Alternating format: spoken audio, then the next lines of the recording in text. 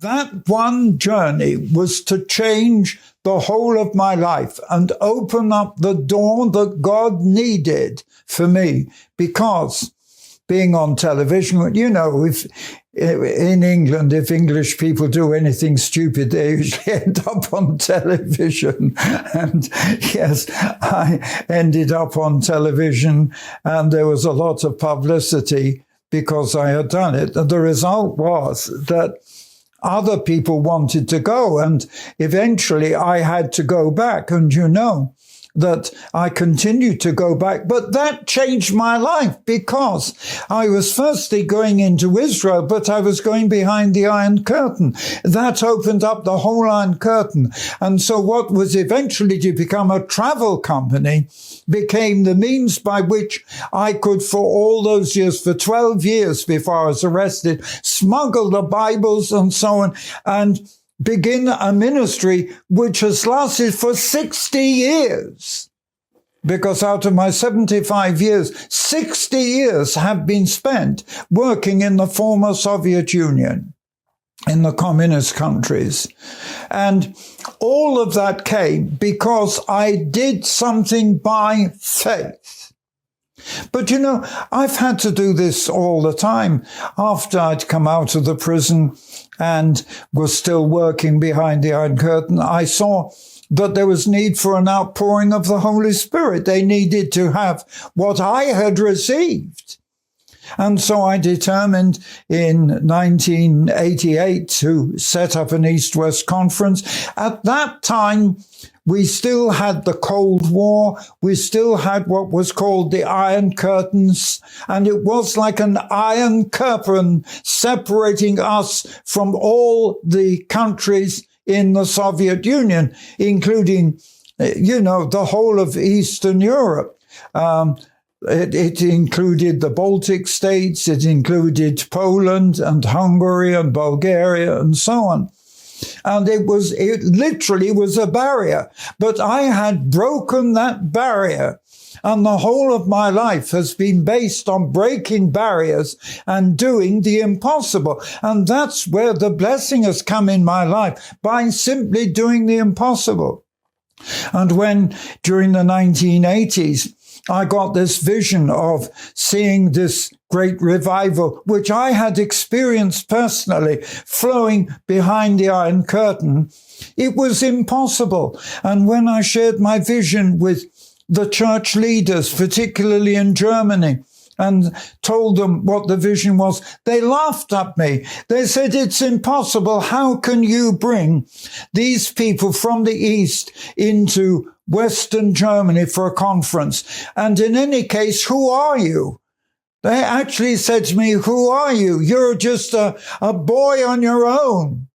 All right, I was a bit older than that, but they laughed at me and said, "You can't do it. We're the only ones that could do it." But they had no vision. They never did attempt it. I did it. And the miracle is that it took me more than 2 years to plan. But by 1988, with still the Cold War and still the Iron Curtain, I brought 4,000 people into that East-West conference in Germany. And that, it was a miracle, because it was foreseeing and prophesying the breaking of the Iron Curtain, and literally the revival fire that we saw there was to spread and flood right across and bring revival to all the countries of the former Soviet Union. Why? Because I did what was impossible. I can remember the time, even before that, in those early years, when I saw the possibilities, and I was preaching in Bulgaria, and Bulgaria was one of the last countries to break free from the Soviet Union.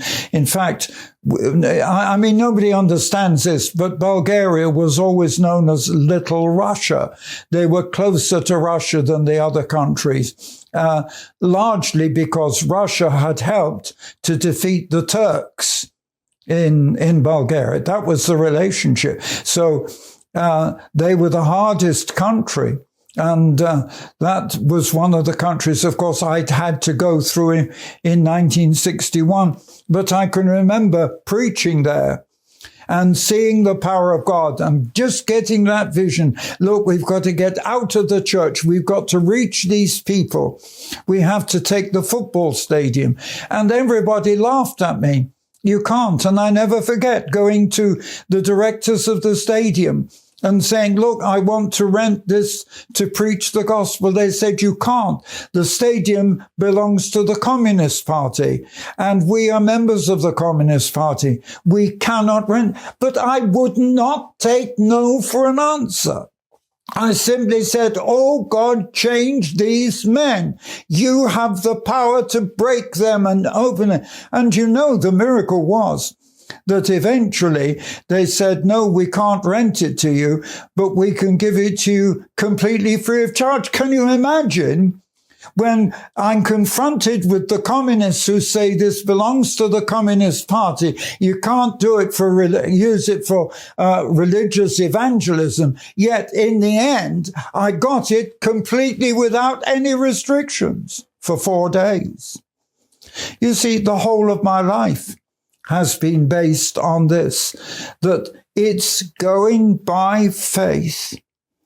And, yes, if I come back into Numbers, because Joshua and Caleb, they were so upset, and they spoke to all of Israel and said, look, it's an exceeding good land. This is chapter 14, verse 8, that if the Lord delights us, he will bring us into this land and give us the victory. Don't rebel against the Lord, and don't be afraid of the enemy.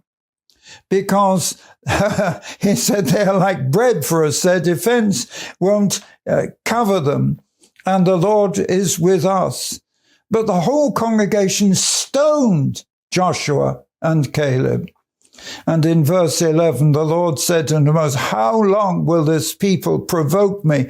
How long will it be before they believe me? Because of all the signs which I've already shown.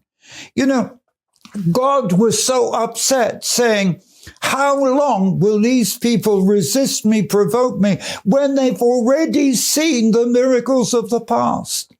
And you know, the whole church has come back to the miracles. And God is upset with the church when the church doesn't see the power that God has, unlimited power. And the whole of my life has been based on using all the unexplored power of God to do the impossible. You have to read my book. You have to meet with me. You have to listen to me. My whole life has been based on the fact that God is a God of miracles. Nothing is impossible. You have to go by faith. And in the end, the challenge was, God said to Moses, how long? I will smite them. I will destroy them. I will give the blessing to you. And in verse 13, Moses said, if you do that, the Egyptians will hear, because the Egyptians saw the miracles.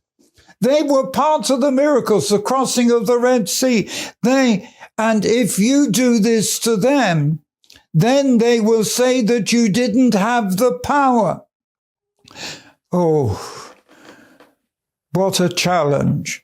But they still resisted. And as you know, unfortunately, as a result of this, God did have to punish them. Although in chapter 14, verse 19, Moses is saying, pardon, I beseech you, the iniquity of this people, according to the greatness of your mercy, even as you have forgiven this people from Egypt to now. And in verse 20, the Lord said, I have pardoned. And in verse 20, as truly as I live, all the earth shall be filled with the glory of the Lord. Why? Only when the unbelieving world sees the power of God. And this to me has been the challenge, that even as I live, I want the whole world to see the glory of the Lord filling the earth and experiencing in his power. Look, live by faith, and I'll talk more about this later. If only you could believe what God says, He will fulfill every promise.